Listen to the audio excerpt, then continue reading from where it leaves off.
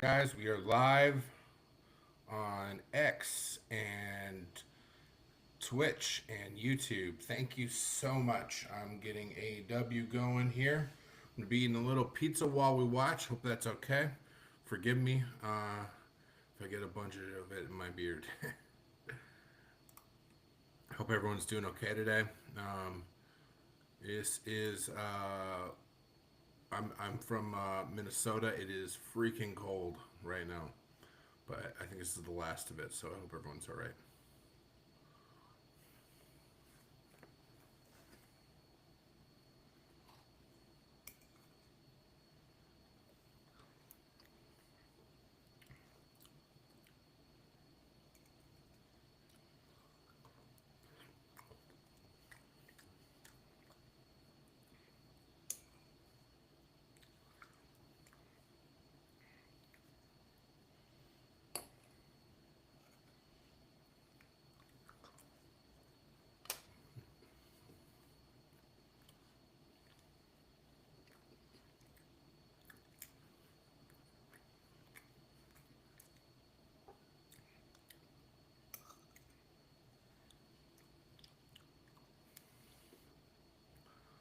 This Hangman face change is awesome.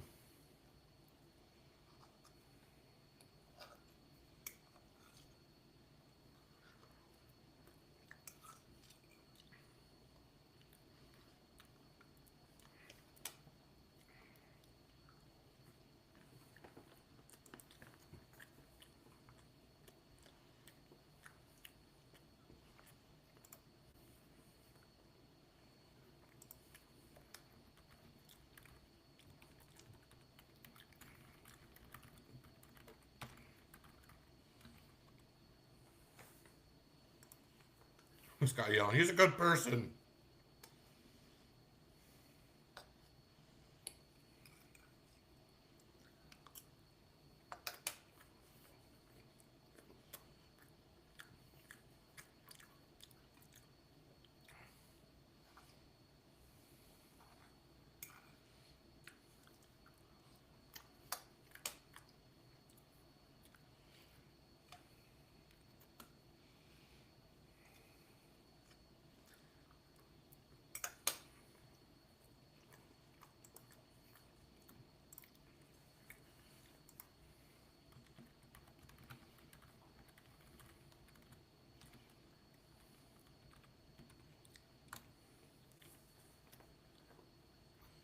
Hangman, foul mouth.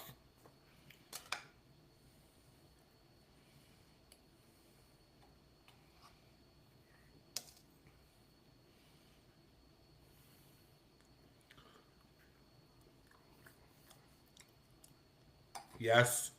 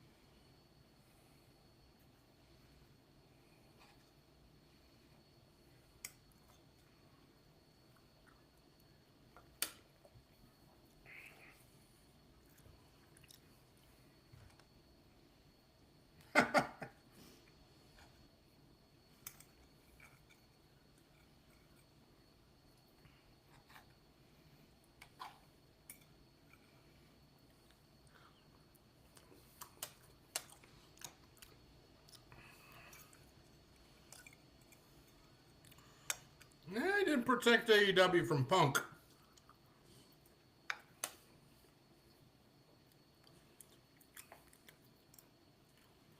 He didn't protect us from Punk. I mean, he didn't stop Brawl Out.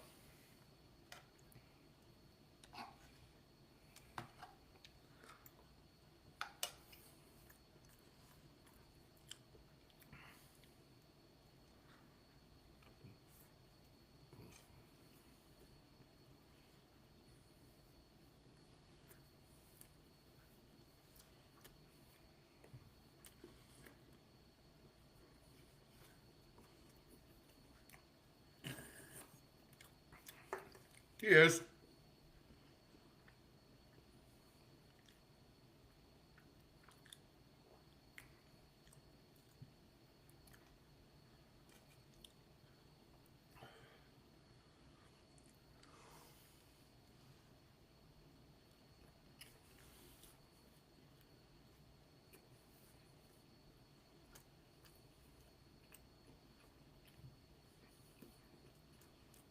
I gotta say, these feuds that humanize MJF are his best.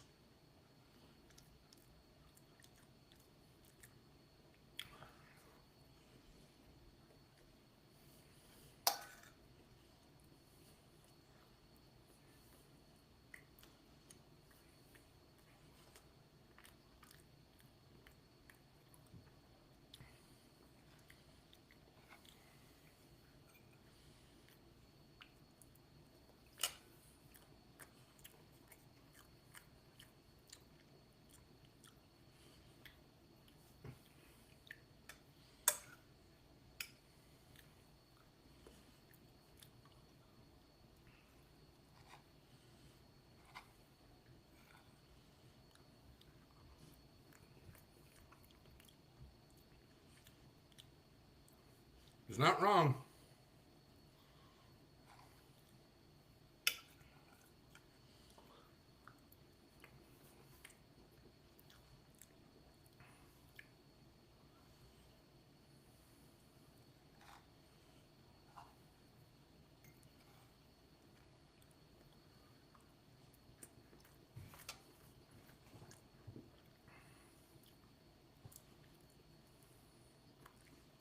He's not wrong.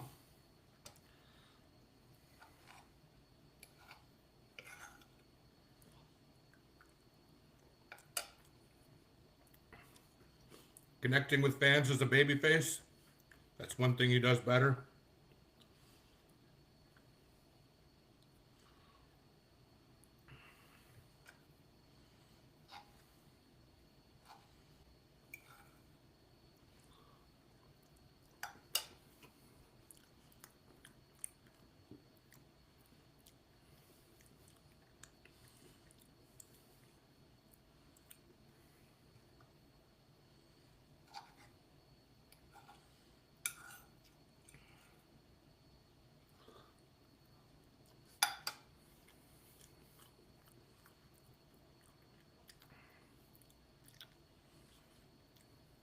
This is great.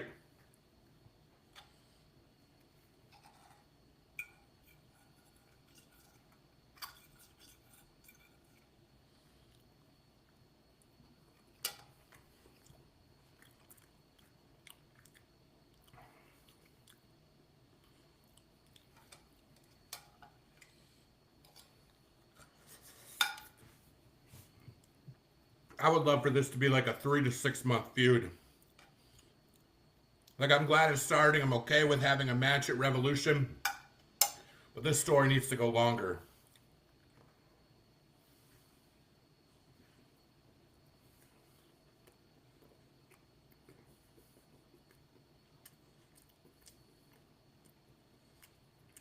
Oh!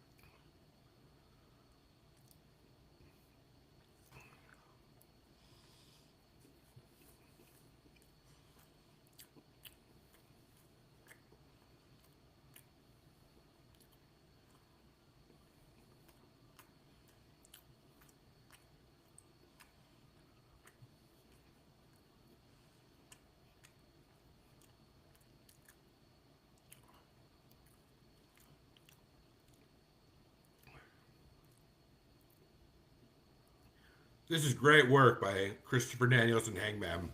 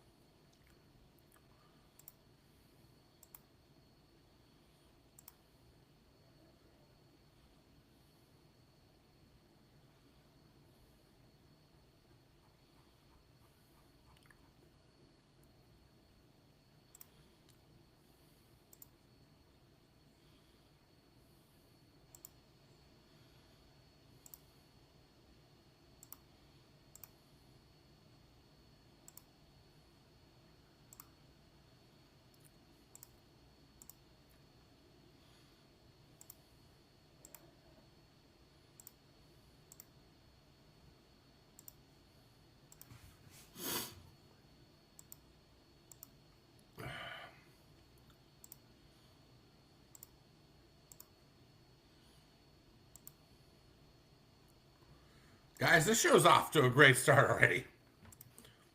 I'm weirdly getting emotional. I don't know if it's like a weird day or if it's like I don't know, that segment. Like a constant like a vulnerable confession, but One of the ways to get me to move to tears is actually just to see people be good and do good.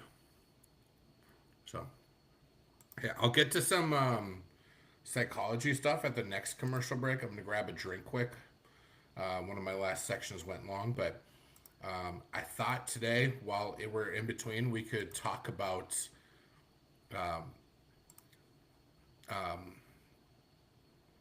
wow, brain, forgive me,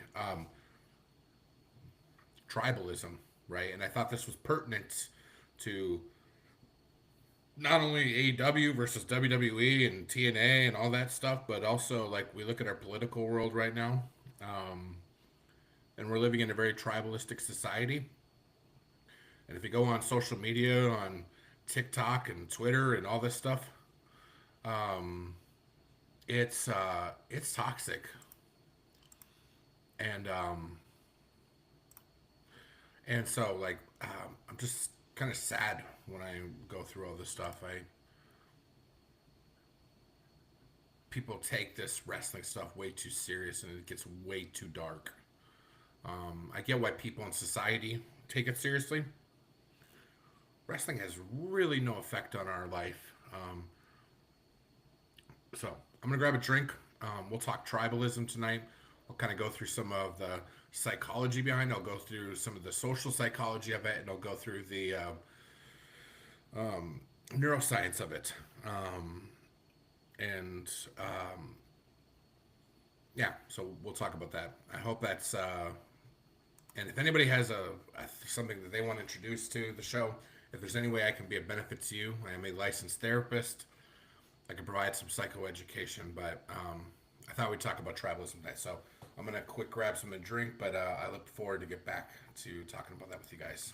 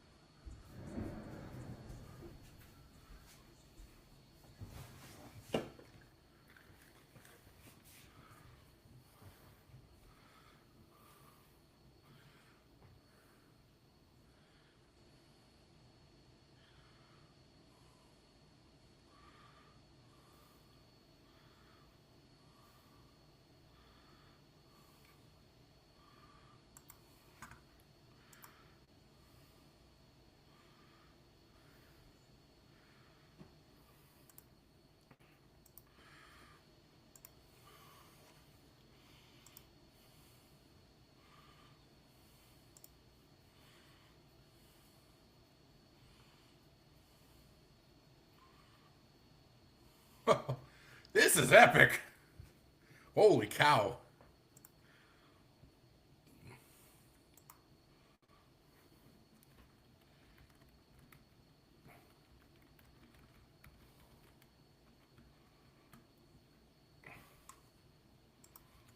Man, that is epic.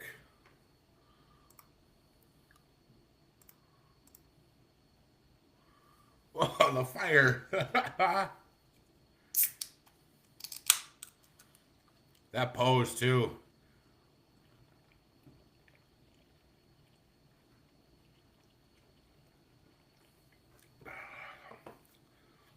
One of the coolest someone tweeted this week. Can't remember who. If he's watching, I appreciate for bringing this out. Who's cooler than Samoa Joe?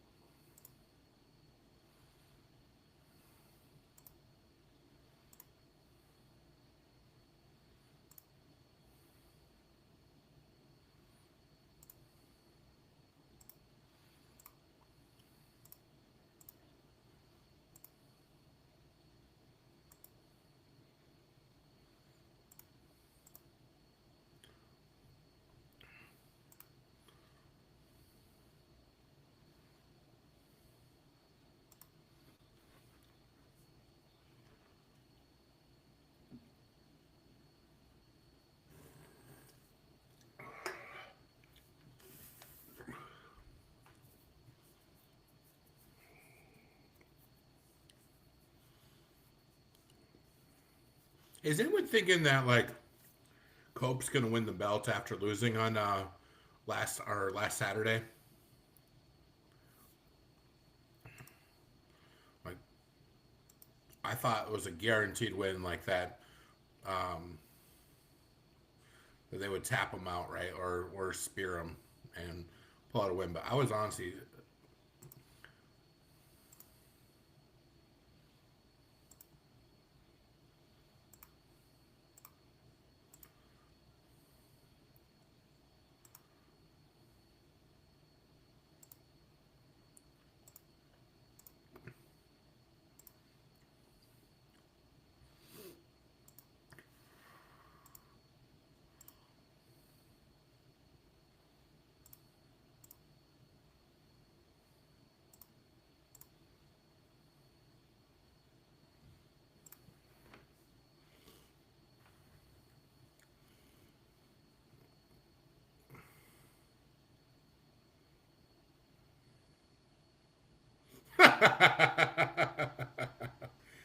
Christian's such a good heel. Oh, Nick Wayne's dead.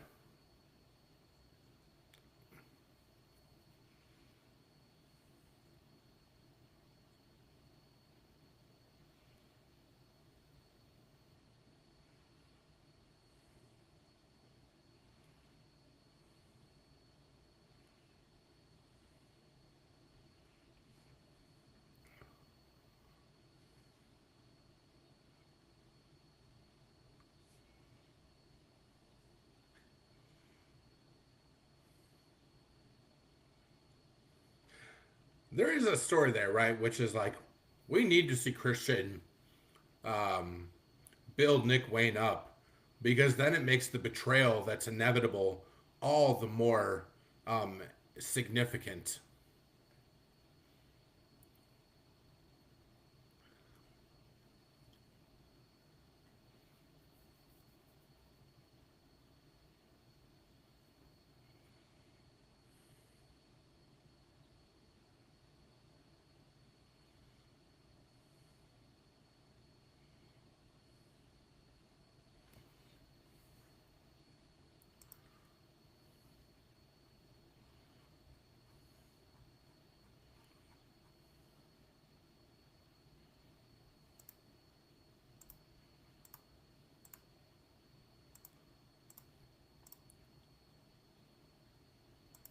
All right, so let's get some Psycho Ed stuff. So, um,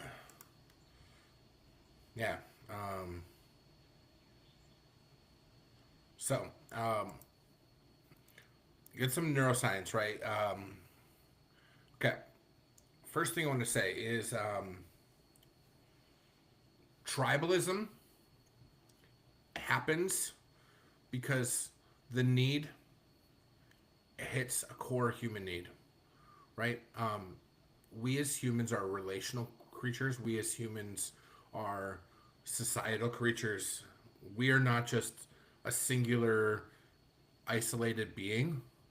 Our lives are deeply made up by the lives around us, which is why we need connection and belonging. And and tribalism offers that,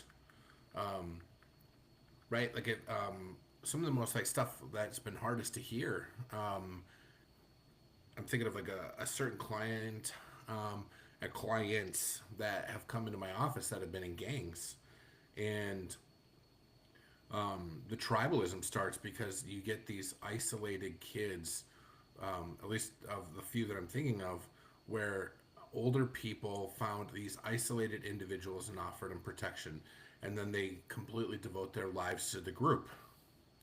And so then you get this enmeshment going on, which is I am the group and the group is me, and you can't separate that reality. And we see this in tribalism. So here, so I'll go through some stuff that I was pulling out from research, and then we'll go from there. So this is from an article from Gary Dravich, who is a psychology professor and a PhD. He says tribalism refers to humans forming social groups and identifying with them, driven by shared identity, values, and goals. The neuroscience of tribalism investigates the neural mechanisms underlying our social behavior. J. Van Bavel's research has revealed that perceiving others as part of our group activates the brain's reward system, fostering loyalty and preference. Tanya Singer's research has demonstrated that perceiving others as part of our operation. These findings highlight how our brains naturally seek social connections, contributing to tribalism. The brain's tribal nature stems from the importance of social behavior for human survival and evolution, as explained by Tassinger. And our ancestors lived in small groups, necessitating cooperation, coordination, and development of social skills like communication, empathy, and cooperation, all favored by natural selection. And if you don't believe in evolution, like if you're a Christian, a lot of the people I grew up with, if you want to think about this, before sin, or however you want to define that, entered the world, the Bible says it's not good for humans to live alone, right? And so, whether you want to believe it from an evolutionary perspective or that place like a Christian biblical perspective, so many of our realities point to this, that we are not wired to be disconnected. Okay, so we'll keep going. Research demonstrates the significant impact of group identity or brain function. Functional magnetic resonance imaging studies reveal that symbols associated with our groups, like team logos or political emblems, activate reward centers in the brain. A study conducted at UCLA observed increased activity in the ventral striatum and the ventral prefrontal cortex, regions associated with reward and value processing. These findings suggest that the brain perceives group identity as rewarding and valuable, shedding light on the neural mechanisms of tribalism. Additionally, the release of oxytocin and vasopressin affects sensory information processing, enhancing social recognition memory, and further linking group identity to pleasurable and rewarding experience. Mirror neurons are also, I'll get to that. So, the way that I look at this, right, is if you look at this AEW versus WWE thing, it is now cool to hate AEW. It's cool to hate them, right? And so every time a WWE fan goes on and mocks AEW, and everyone validates it, there is a social connection and reward by those shared beliefs and values.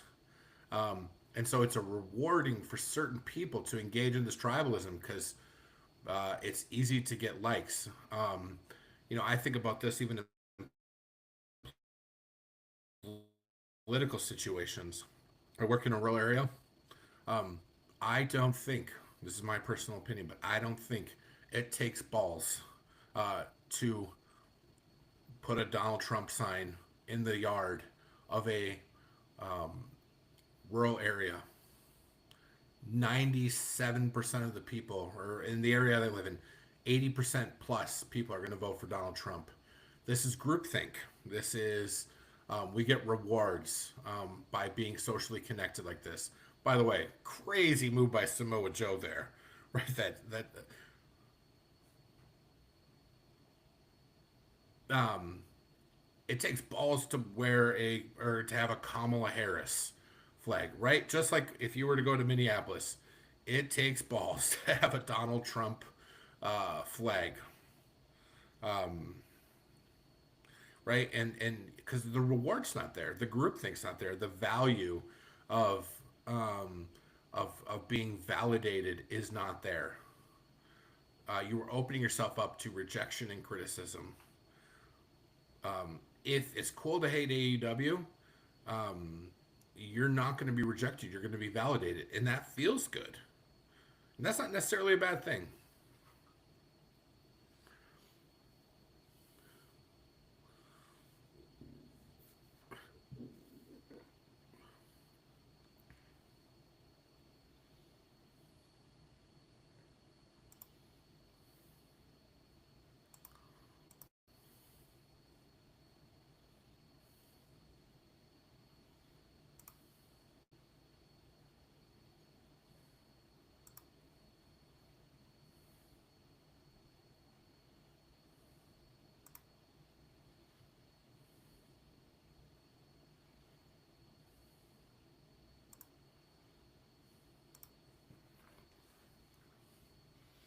I hope this is not the first match between these two. I hope they have a trilogy.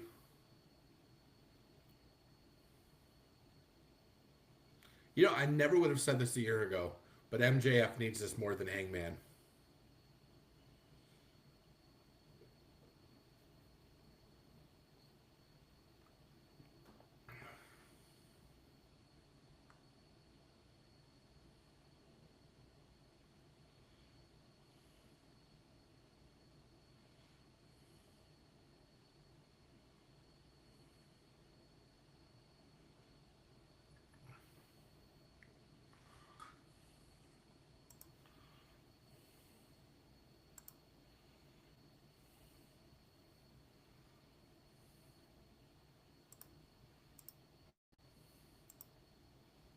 Oh, that's gonna be sweet.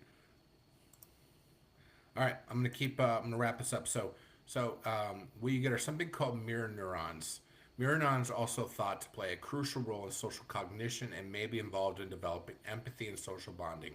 Right. So, like, if you want to go look at something cool, go check out something called the still face experiment. It was something done by, I believe, Harvard, and it showed how parents' abilities to mirror emotional reactions to kids is what helps regulate them. And when you mirror them, they learn to self soothe. If you don't mirror them, it feels like the world is in chaos.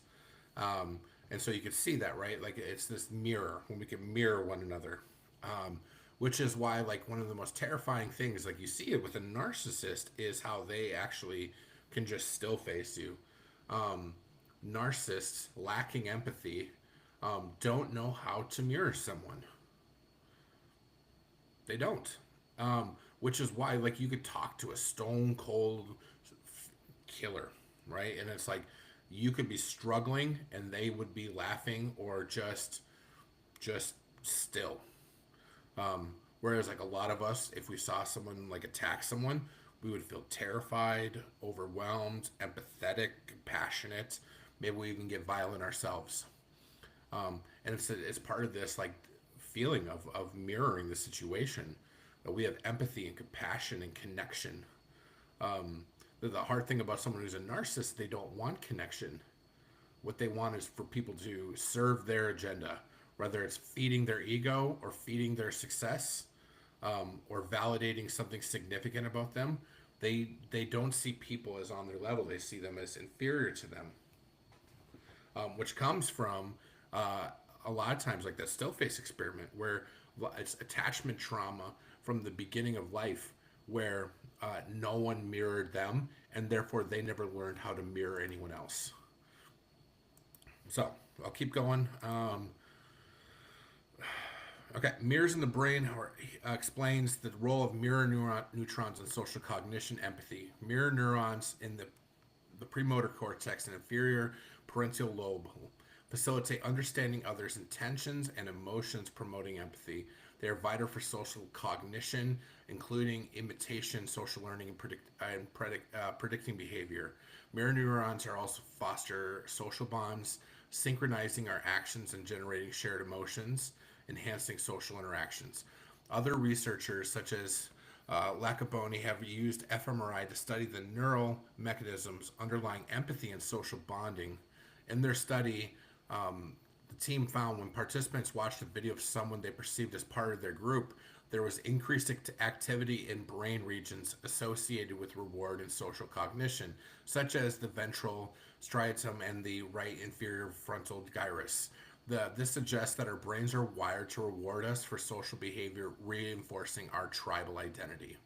An example of this in wrestling, right, is like Ricky Starks getting such a huge reaction on NXT.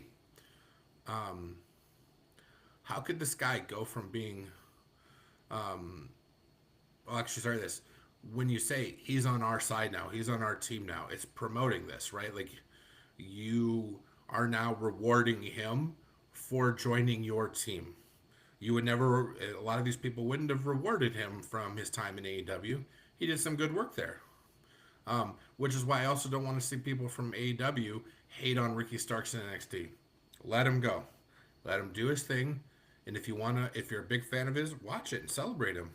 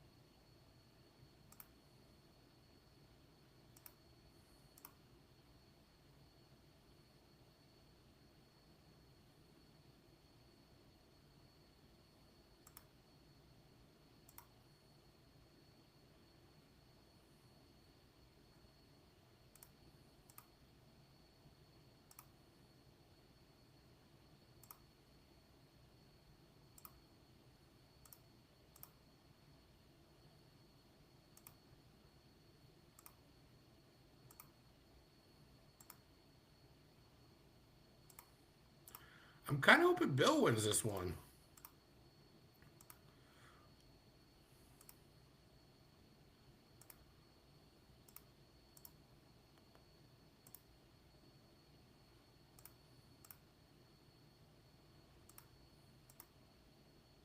The hard thing about this match is you can't afford to let Hobbs lose because he's just fresh off back and he lost to Moxley, and you want to keep that momentum going. Hard part is that Bill's actually pretty dang hot right now, and they got to push him. Sometimes, I'm glad they take risks like this, and I hope they book it well, because you want both these guys to come out looking good.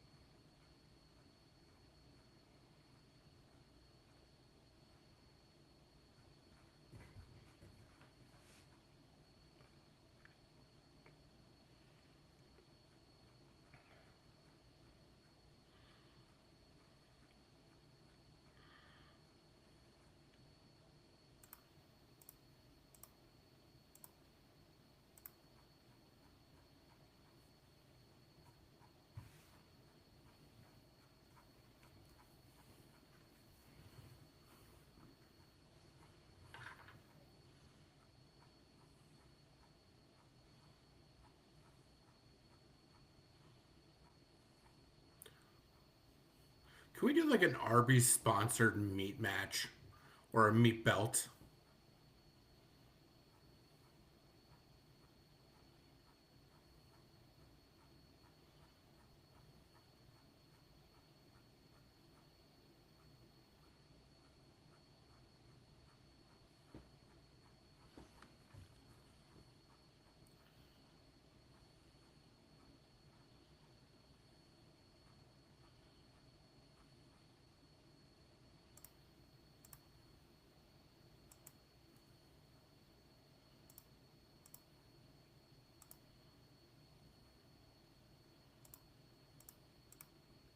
Oh,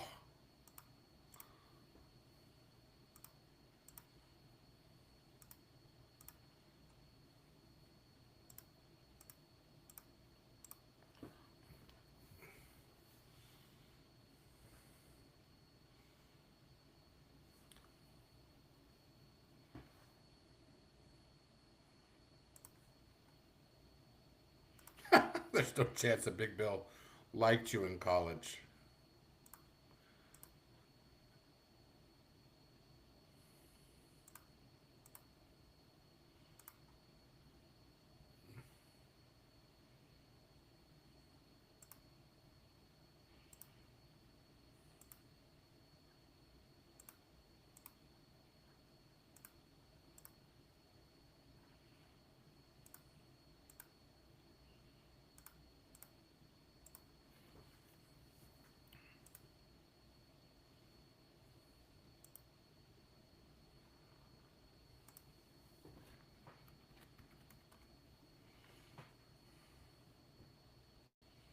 How's everybody doing tonight? Everyone doing okay? I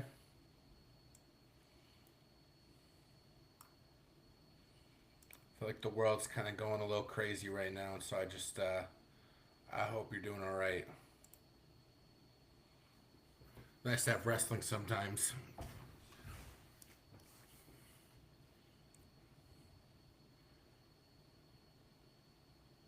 All right, we got another commercial. Let's go through some more tribalism stuff. All right, so in-group out-group bias. In-group out-group bias is a well-studied phenomenon.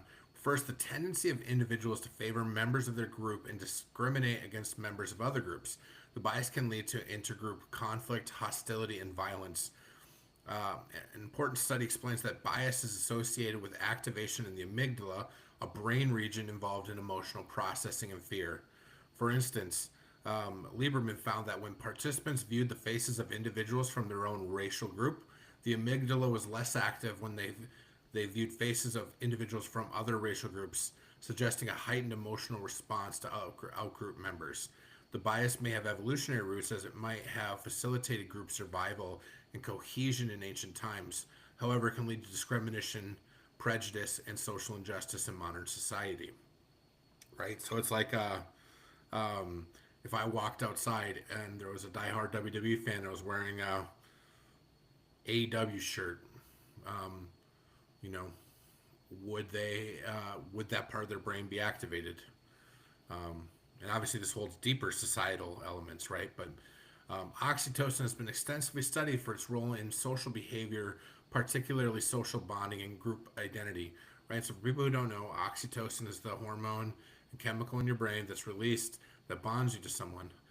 You get this from hugs and connecting with people and sex, right? And yeah, produce a response to positive social cues and touch.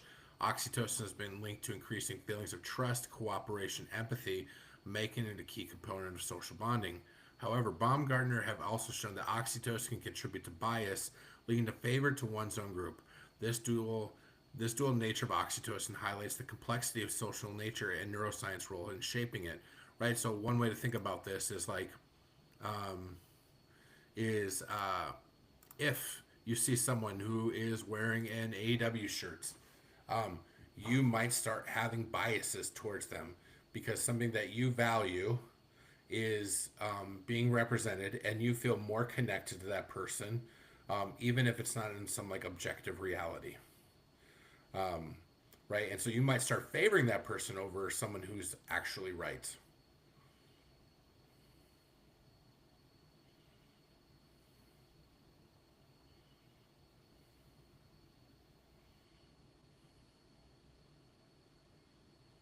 I love that when he does that.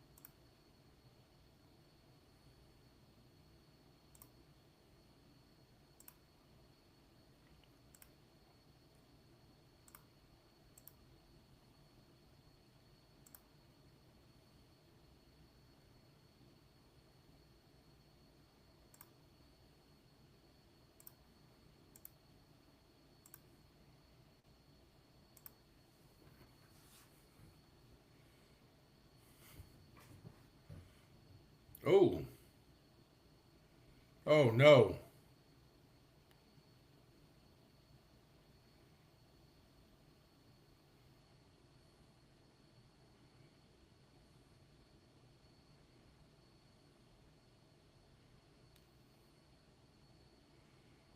Good selling by Big Bill.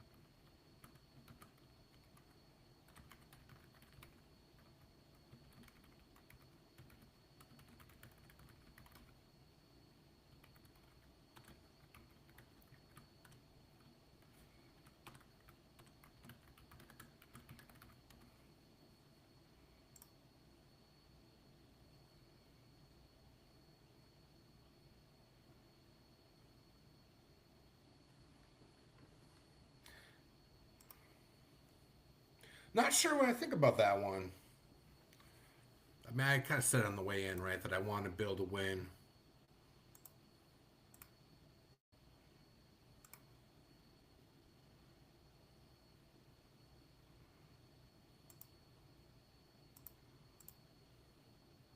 And Hobbs needed the win, but I feel like they need to find a way to keep Bill going.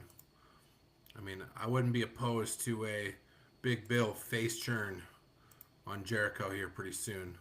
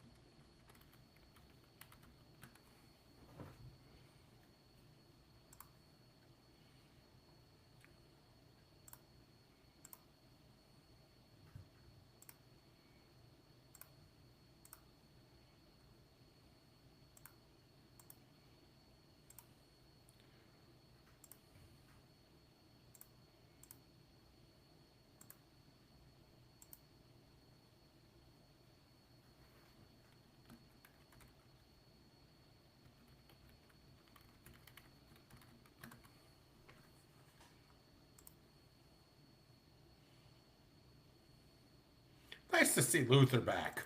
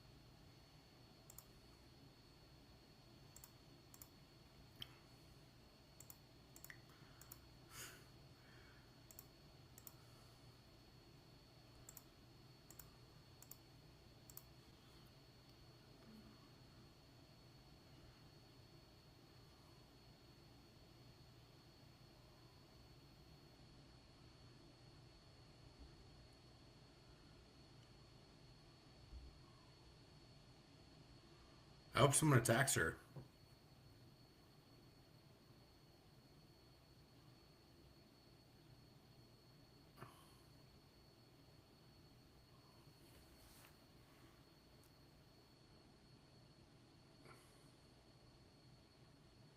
Saraya might be interesting here.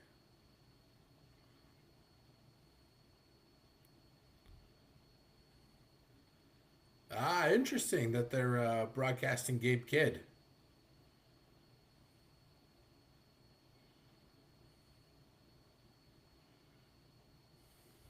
He's about to be a free agent. And it's like he's one of the guys that like I want AEW to sign. Like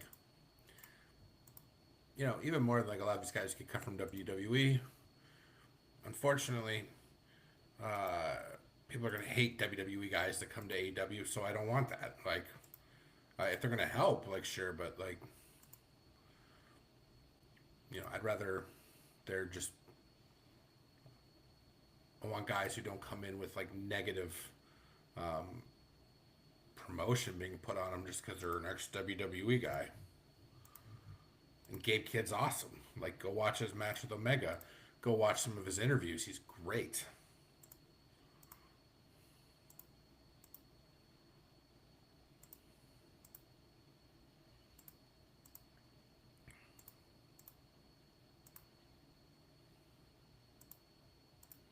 All right, so back to some stuff, right? So, all right, neuroplasticity and cultural influence. Neuroplasticity refers to the brain's adaptive capacity influenced by experience and culture.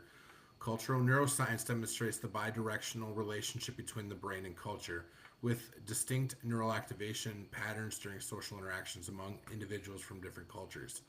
Understanding the neural mechanisms behind tribalism and social behavior enables us to build inclusive societies that embrace diversity and foster empathy. Recognizing the malleability of the social brain empowers us to strive for a more interconnected world, enriching our understanding of human cognition and behavior. Right? And so it's like, um, and like family psychology, there's something called closed family units and open family units. Open family units can allow new factors and new people to come in the environment and allow them to be themselves and to change, right? Whereas like in tribalism, we have closed systems, right? Where you have to conform and you have to believe what we believe and think what we think.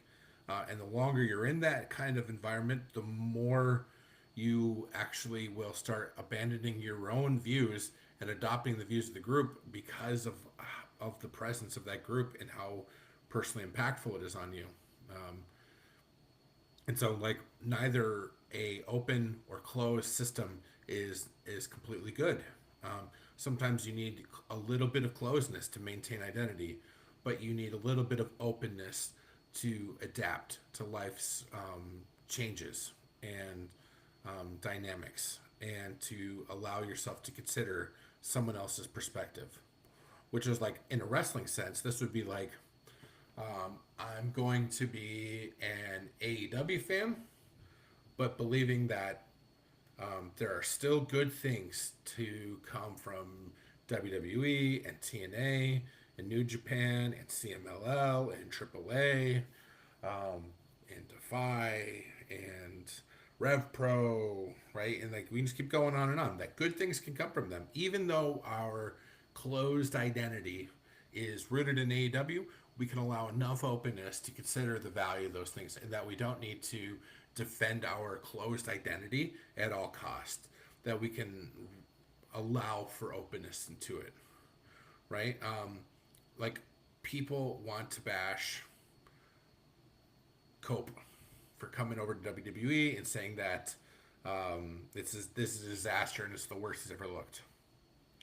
Whether that's true or not, Cope says he's having the best time of his life, and this has been one of the most rewarding parts of his career.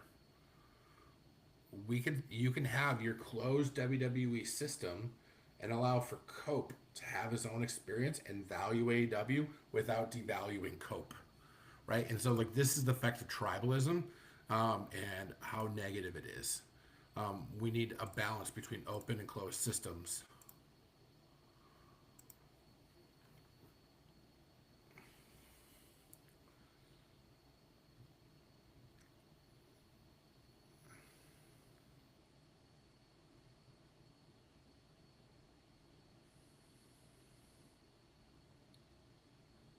Oh, nice! We get the first view of Marina Shafir. This is good. I hope she picks up and carries Renee Paquette off.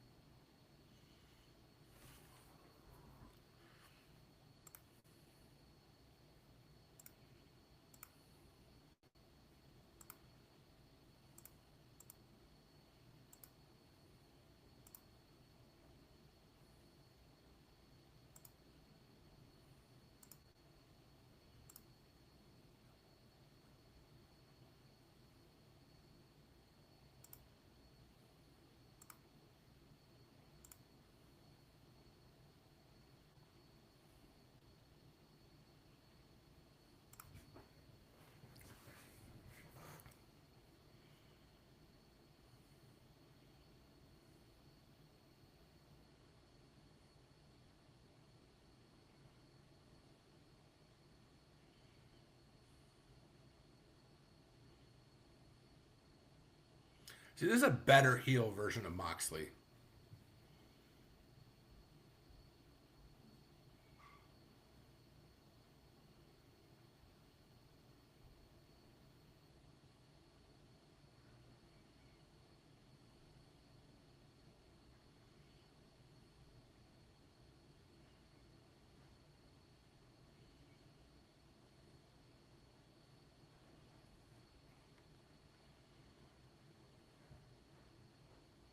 Ooh, Switchblade.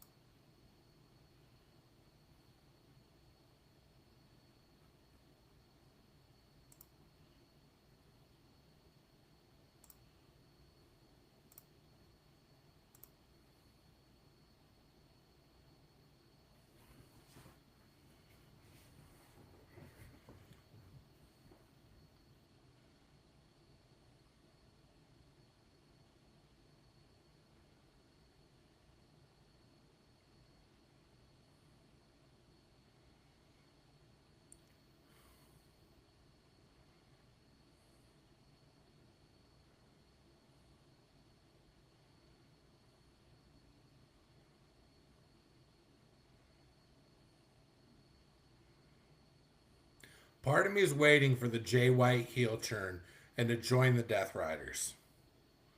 I might be wrong. Oh, Spike.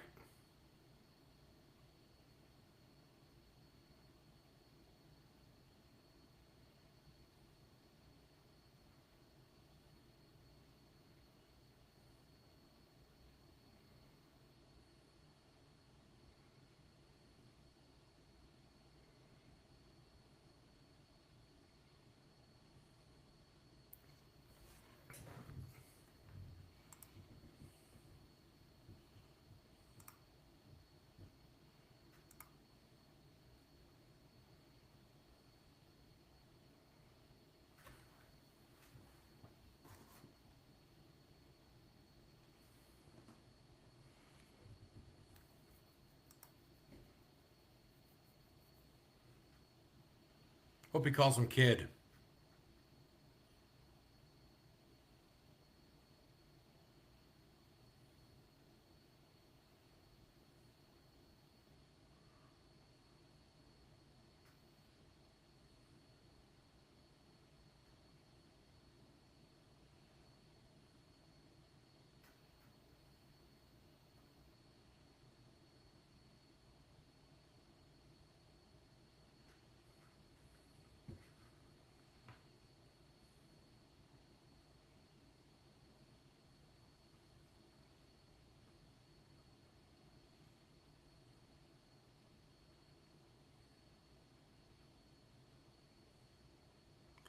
Oh, this is good.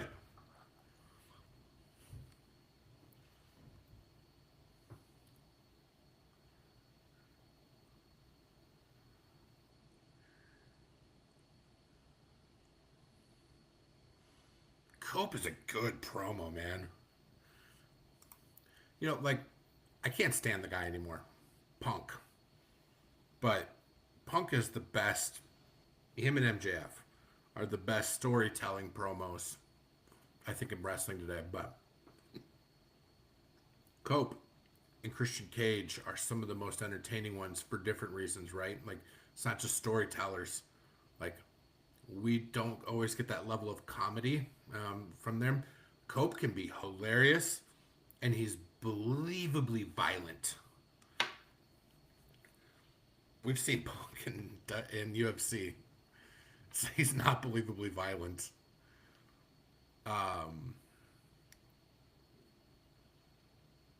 And sometimes MJF, I mean, MJF, he's a ripped dude. But, like, MJF's also, like, 5'8". Like, Cope's, like, 6'4", and, like, 240 pounds and ripped and lean and a good athlete. Like, that's scary.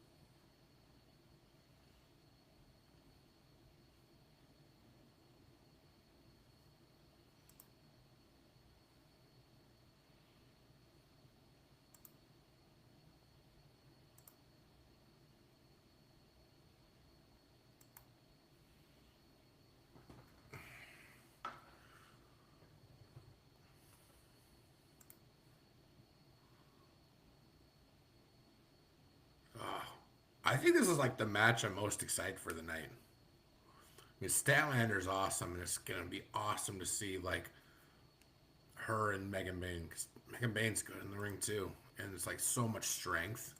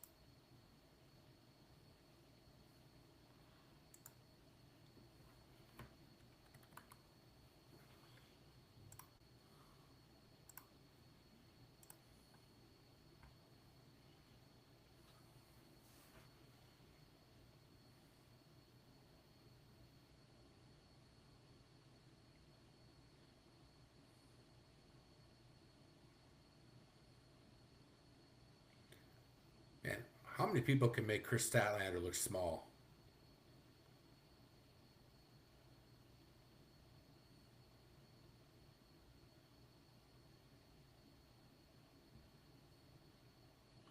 You could tell Megan's a good heel. Stat's such a good face. Oh,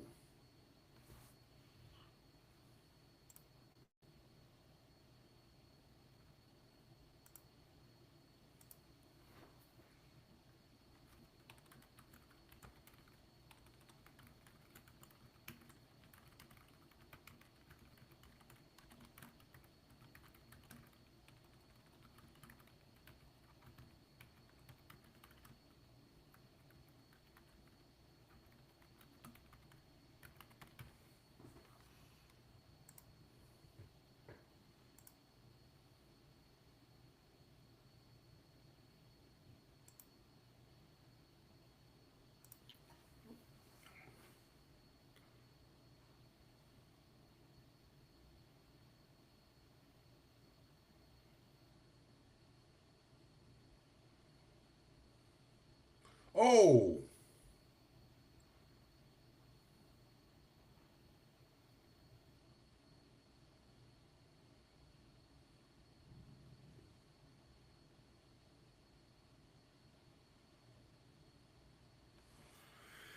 All right, back to some psychology on tribalism. All right. Yeah, a lot of people are excited about this match, and for good reason. All right,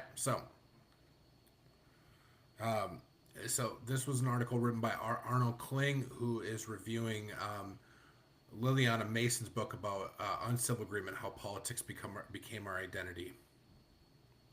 And I'll go into more of this too. I'll go to a sociology book after this, but um, in political analysis, it is natural to assume that citizens are irrational so that their political preferences reflect their views on policy. These policy views, in turn, derive from some combination of self interest and concern for the general welfare. But Mason points out that social psychologists find an emotional component in political behavior. And Mason writes, primal psychological influences, which are beliefs of good versus bad, and then have secondary responses of safe, enticing, and alive, like whether something's good or bad, right? So, primal psychological influences such as motivated reasoning and social identity are capable of shifting and sometimes entirely determining the policy that citizens support. More often than not, citizens do not choose which party to support based on policy option. They alter their policy option according to which one they support. Citizens do not want to believe that their political values are solid and well reasoned. More often, though, policy attitudes grow out of a group based defense. Partisanship muddies the folk pathway from interest to outcomes, sometimes sending a person in a wrong direction or further down a path than self interest and values would dictate. The emotional component, and this is back to the article, Mason identifies is based on social identity. Apart from policy, preferences you simply think of yourself as a Democrat or as conservative or what have you. Your sense of political identity is tied in with other elements of your identity, including your race, religion, social class, and so on. Mason points to classic experiments in social psychology in which people are assigned arbitrarily to different groups and then compete against one another. Within each group, loyalty develops, and people in one group become antagonistic toward people in the other's assignment. With no relationship whatsoever to policy, you would become emotionally invested in victories by Democrat candidates, willing to defend the policy positions of Democrats and be hostile towards Republicans. Right? And so, like, an example of this is, to me, Republicans in Clinton tried to get him impeached for having an affair, and then they rationalize it for Trump with Stormy Daniels, right? And so it's like, because it's appropriate for one side, because Trump aligns with their values, it's socially acceptable.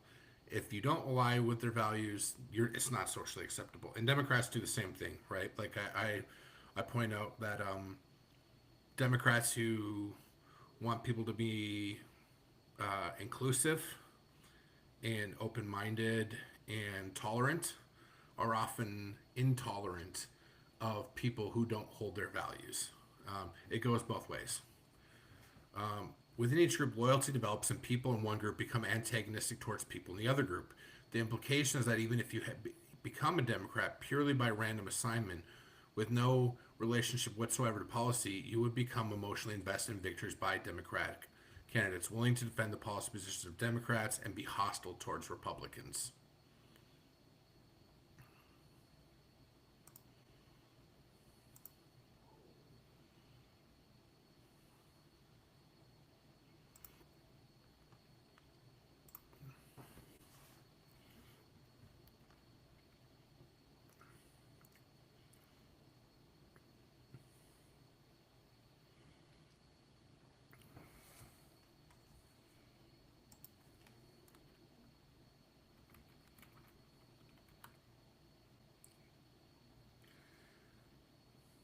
The thing is, like, I would have loved it if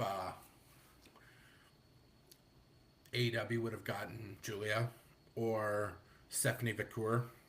I would have loved it.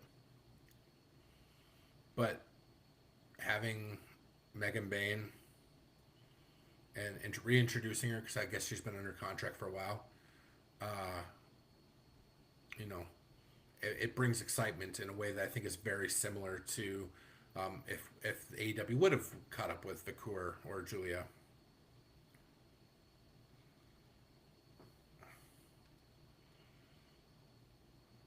And the wrestling business is doing great, right? Like, a lot of people were, shitting on AEW for only selling 11,000 in Australia. Less than 10 years ago, less than 6 years ago, exactly 6 years ago, or was it? No, 7 years ago. People said that no other company outside of WWE would ever sell more than 10,000 tickets to an event. Well, in what was considered a disappointment, AEW just sold 11,000. So how good is the wrestling business doing when a disappointing outcome is 11,000? That means the wrestling industry is doing great. and that AEW is a success because what was once considered insurmountable is now a lackadaisical response, a lackadaisical outcome. I love that F5 too by Megan Bain.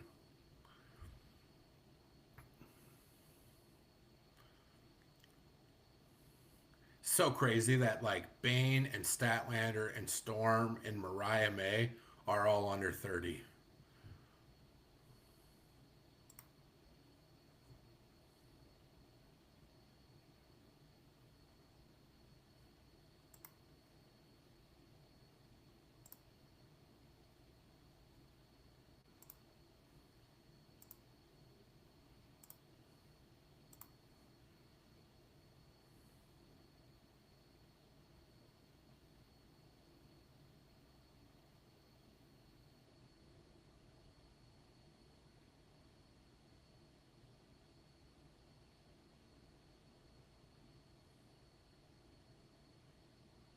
What is Thunder Rosa doing in there?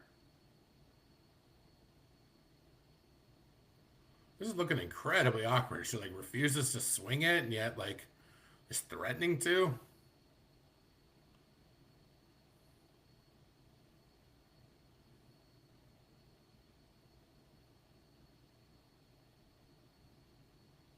That was kind of awful by Thunder Rosa. I'm just saying. Super uncomfortable.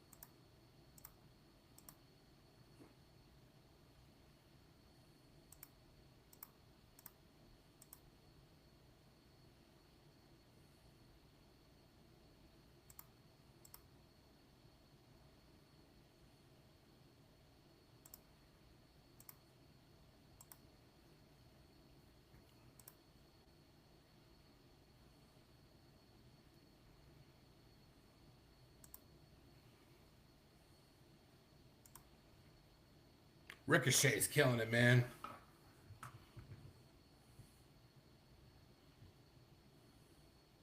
Ricochet is like the example of like tribalism tonight, like of this right now.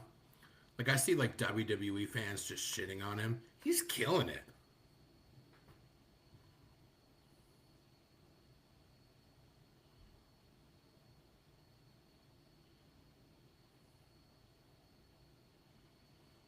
You know, I've tweeted this out a few times like this week, but you know, Ricky Starks is a bigger gain for WWE than it is a loss to AEW. WWE bigger. It's a bigger gain for AEW to get Ricochet than it is a loss for WWE, just because the styles and the way they're doing it are so much different.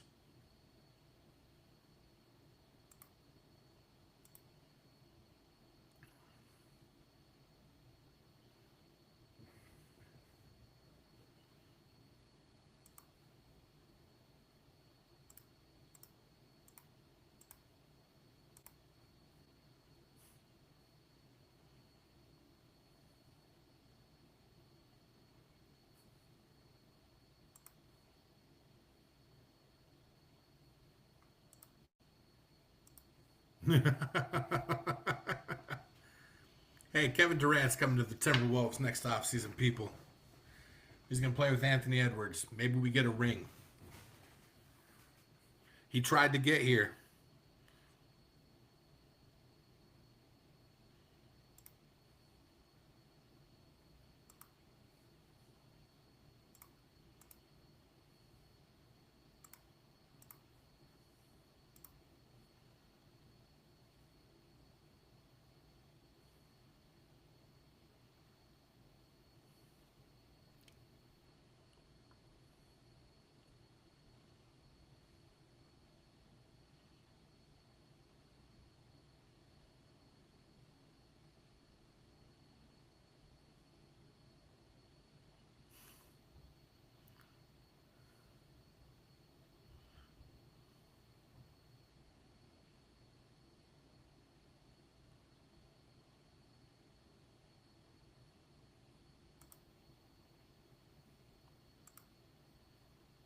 He's doing great.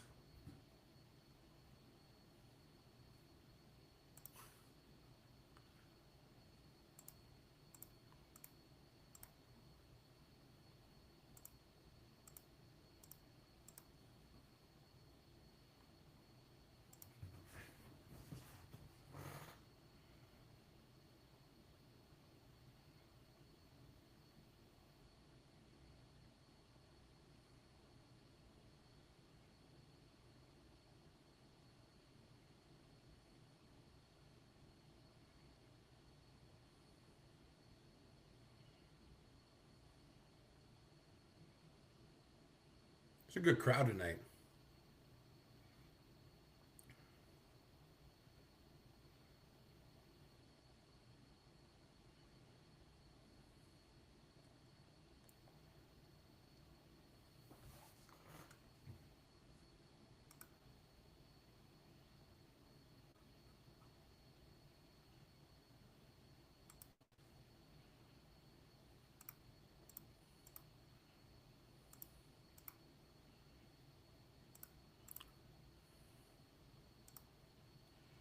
Send out the Hurt Syndicate.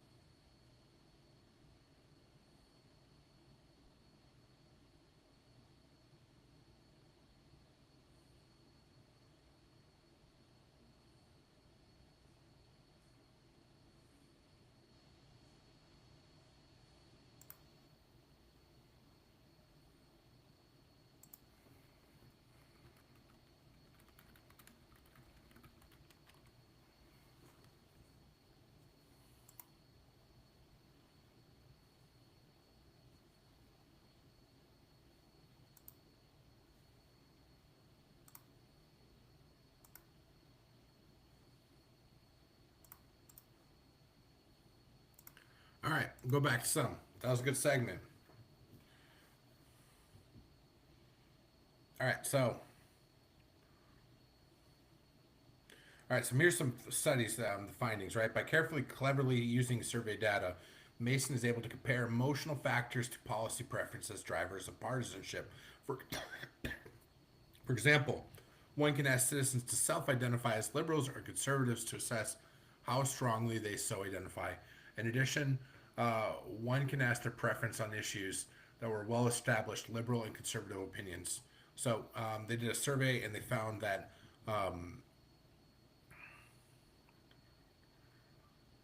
is that um, the stronger someone identifies with their party, um, the stronger their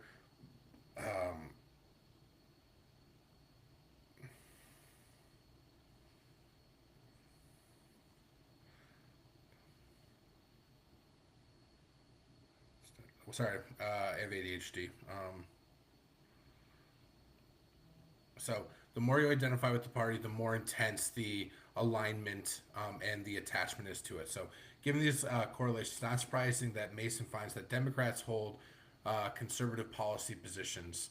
Nonetheless, when these conservative Democrats are asked to use a thermometer to measure how warmly they feel about Democrats versus Republicans, they strongly prefer Democrats. Similarly, Republicans who agree with Democrats on policy issues nonetheless strongly favor Republicans emotionally. Um, so partisan identity has grown stronger in recent decades, as Mason puts it. Um, Among Republicans in 2000, more than 60% of them point to conservative as people most like to them. In 1972 and 1992, this figure was only around 25%. By 2000, 35% of Democrats point to liberals as the people most like them, compared to 11% in 1972. Right? And so as time goes on, the more we identify with people who are like us, which is why we have this intensity of tribalism going on, right? And so you can think about this too, right? The more strongly we identify with WWE or more AW, we are more likely to identify with the people who like them and their views. Okay, so keep going. Mason and other political scientists use the word cross-cutting identities to describe sources of identity, religion, social class, etc., that lead people with different partisan inclinations to come out and closer with one another. These people with the most cross-cutting racial, religious, and partisan identities and average policy attitudes place the two parties 14 degrees apart on the feeling thermometer. This is less than half the size of the partisan group among those with the most moderate policy attitudes. A set of cross-cutting identities is much better than moderate issues positions or equalizing feelings towards the two parties. Today, Americans have fewer cross-cutting identities than they did 50 years ago, right? So, like, think about this. Um, Significantly, more people are identifying as either a nun or spiritually but religious, and Christianity is going down dramatically, right? And so, the older we get, the more we go on, the more people want to identify totally with people who affiliate with them, and we're having less and less things to identify with, and so the tribalism is going to keep getting more and more significant. So, for instance, like I tend to vote left, but I'm also a Christian. Um, I can understand Christians who vote right. I tend to not agree with them a lot, but I can understand why based on my experience in the church and like what they value. Um, and and so you see this, right, is like a lot of evangelicals, which is what I grew up with, heavily identify with people on their right. They are not likely to delineate from it. A lot of them think that Trump is a Christian example that they want to follow. And me personally, as someone who votes Democrat, I look to someone like Jimmy Carter as a good example of a Christian president. Um, and yet our values are very different. But I can understand and sometimes empathize with them because we have these cross-cutting identities, right? And yeah, so um, Mason sees the decline in people with cross-cutting identities as a major factor in the increase in polarization in recent decades. We have become only modestly more polarized on issues, but we have become much more invested in partisan victory and much more hostile towards partisan opponents. I experience this, right? Is that I see Christians, I hear it all the time, to think atheists and people who are not Christian as stupid and ignorant. And yet, sometimes I also hear about the same thing from non Christian that will say Christians are idiots and they're insane. And there's much more just divisiveness and divide.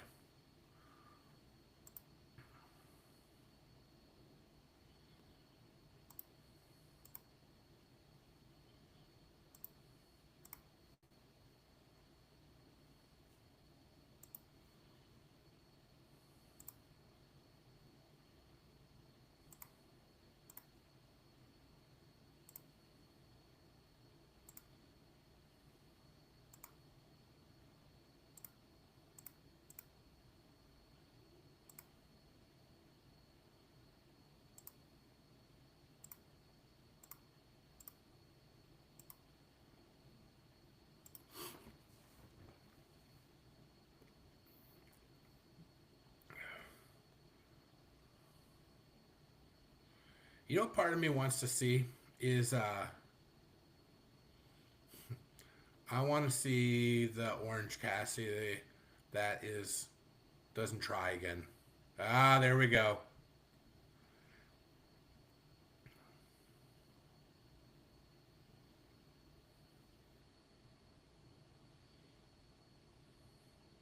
To the kicks.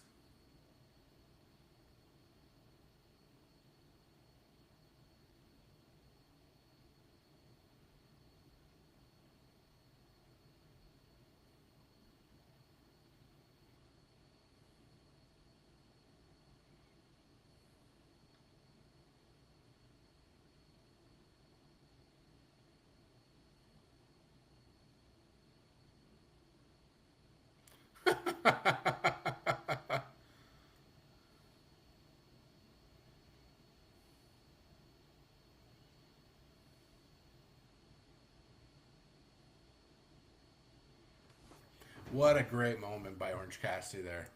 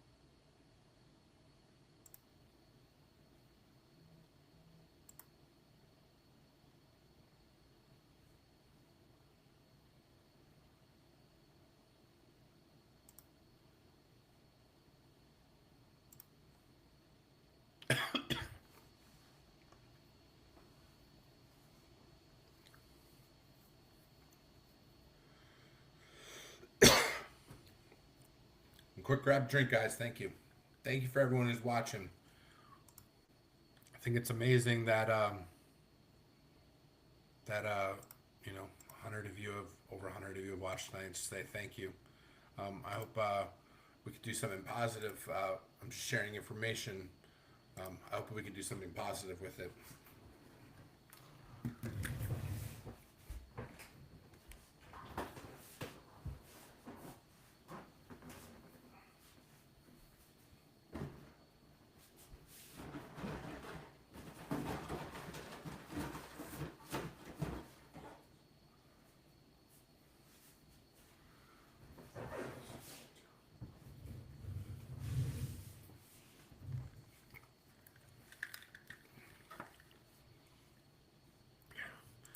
All right, let's wrap this up.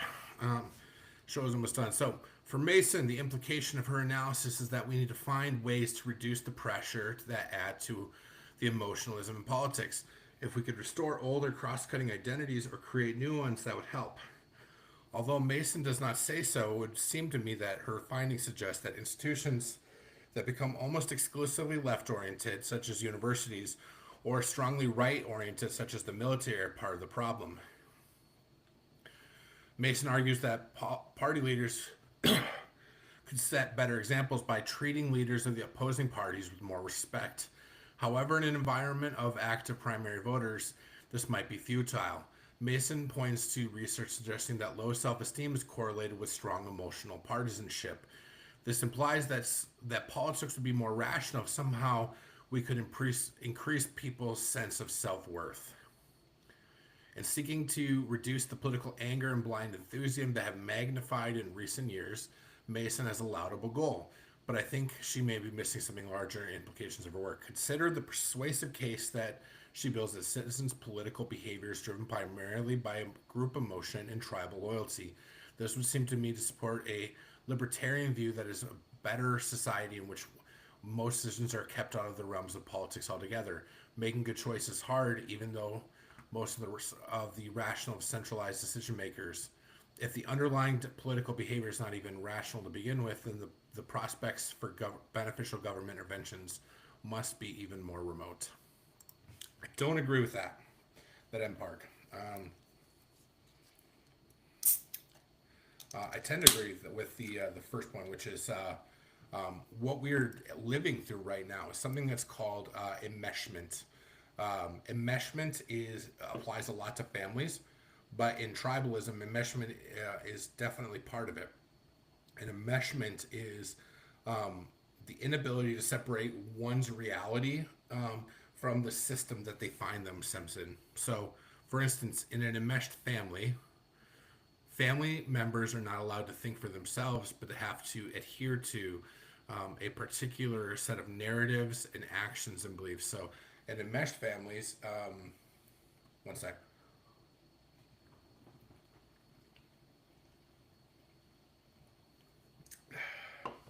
Thank you.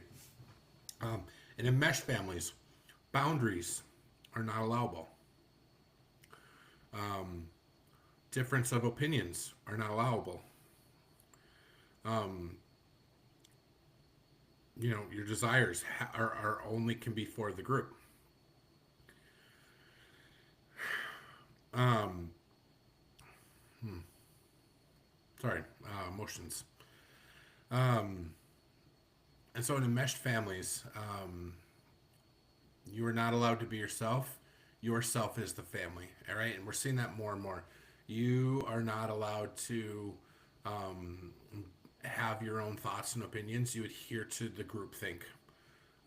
And so we need to develop the enmeshment, right? Which is to learn to genuinely listen to ourselves and to validate what we genuinely think and what we genuinely believe as to be important, and allowing other people the same rights, right? Like I said before, I am a Christian who tends to vote left. Um, I come from a long list of family that tends to vote right. There's a lot of stuff that feels hurtful and bothersome about what they believe, but I need to let them to believe it and not be and treat them as my enemies. Um, and to me, we need more of that, right? Like, um, I'm going to assume that people have valid reasons for thinking and feeling the way they do, and they may not have the same experience as me. And I want to let them have their own thoughts and their own opinions and their own feelings and their own beliefs, regardless if it's mine. I feel like that's the respectful thing. And sometimes that's hard to endure because sometimes, as a therapist, I see this. Like, some people have really toxic beliefs, and I can't change them. They have to want to change. Um, and I need to let them be themselves and figure it out.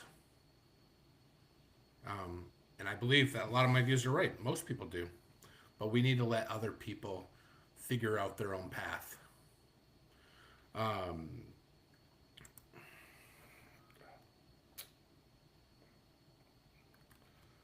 Patrick Deneen wrote a book called Why Liberalism Failed. And I think this goes to that cross cutting thing. Why liberalism failed is not about liberals, but the social category of liberalism, which is autonomous, self-directing people. And what's hard about this is the more individualistic we become as a society, the more dependent on government we become. Because when things inevitably fail, and they do, like we do not have full control over life, because we've not built nonprofits or churches or schools or neighborhood watches or mom groups or you know homeschooling groups, right? When that inevitably fails, we're dependent on the government because we haven't developed those social structures.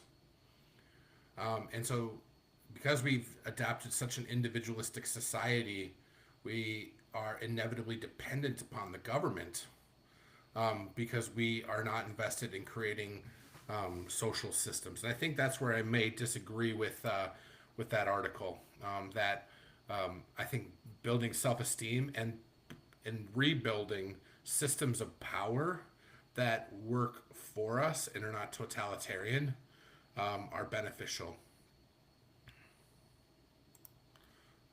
This doesn't mean that government's not important, but it can't be the only thing that's important.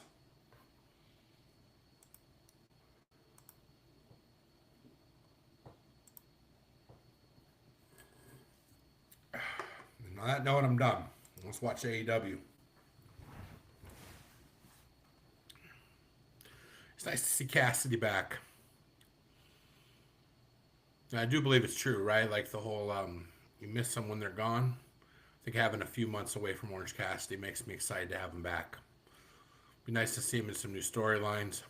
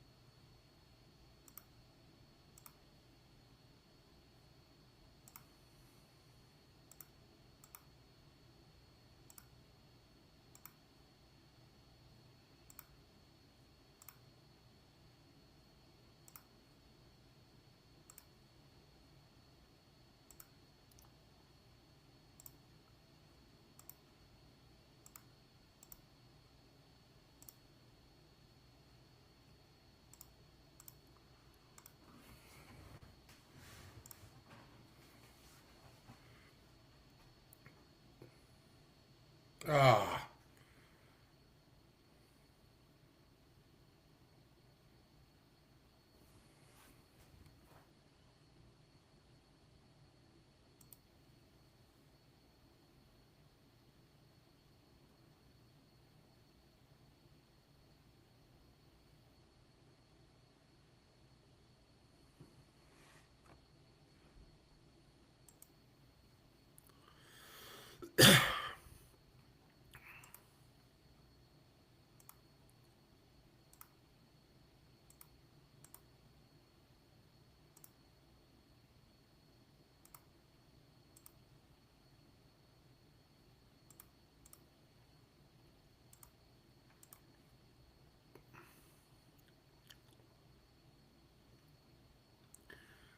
I missed a show at the Hurt Syndicate.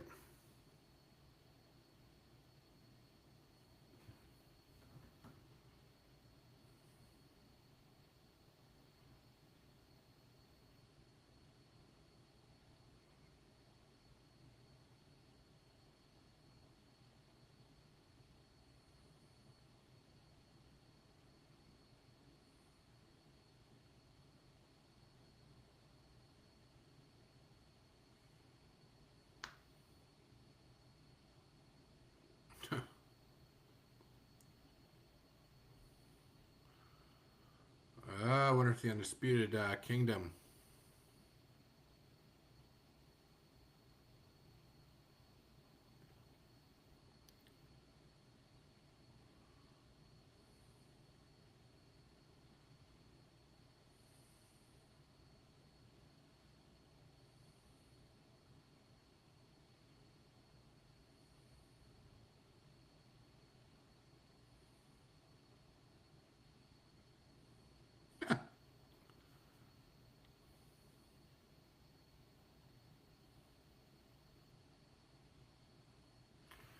Omega and Osprey, here they come.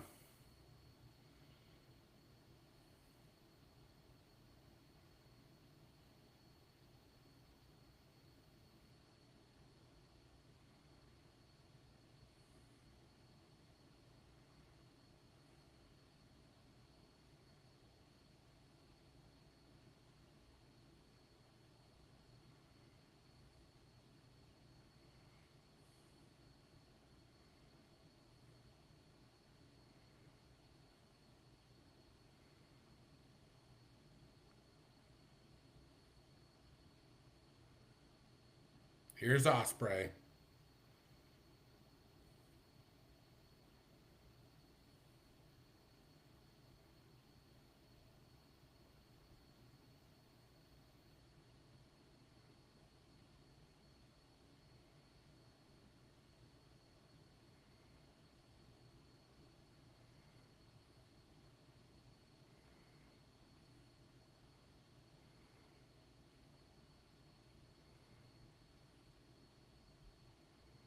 Ooh, I love the V trigger.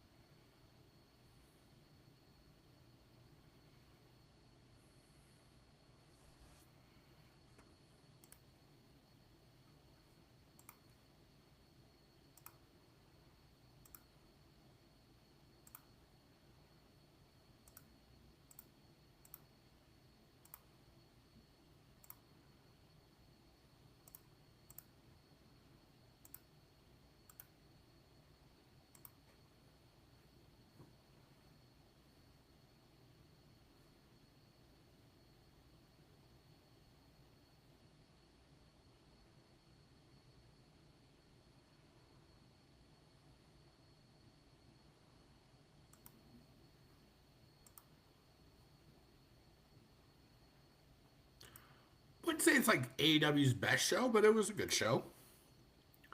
I was thinking about it, like how much I miss Osprey and the Hurt Syndicate, and but it's nice to have Joe back. It's nice to have Omega back. It's nice to have Cope back, and you know, when healthy, this is such a good roster.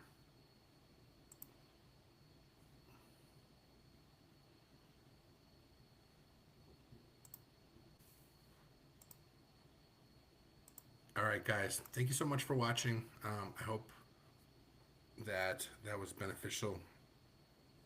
Talking about tribalism, um, it's hurting the pro wrestling industry. There's something in psychology called the negative bias. When you develop a negative narrative and you keep confirming it, you feel the negative thing twice as strong as the positive thing.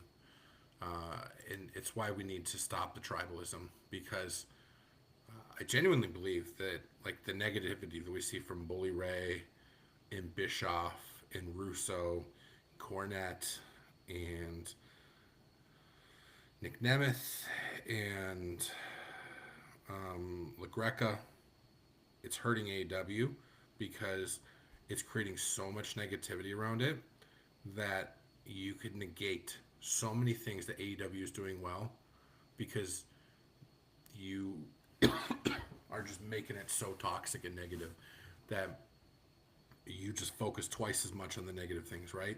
I didn't love that ending. It wasn't a great ending. It was fine. But I'm not going to negate how awesome or how much I enjoyed Megan Bayne versus Statlander. Not going to negate how good that segment was between MJF and Hangman. I'm not going to negate even some of the funny moments in that last match, right? And was there things I didn't like? Sure, but there's stuff to enjoy, and I don't want to be so wrapped up in that negative stuff that I can't enjoy it. So, anyways, let's try to avoid the tribalism. Let's be kind to people on the internet. Let's be kind to each other. Let's allow each other to have their own thoughts and opinions about things. We don't need to be enmeshed as a community. Let people like what they like. If you like WWE, hats off to you. If you like TNA, hats off to you. If you like New Japan, hats off to you. You know, I like a lot of WWE or AEW. Doesn't mean the rest of the stuff is in the other companies is bad. In fact, a lot of it's probably good and stuff I haven't even watched. But I'm happy that there's so many good options for pro wrestling, and we should just enjoy it rather than just crapping on each other. So, have a good night. Thank you for all watching, and I appreciate you guys.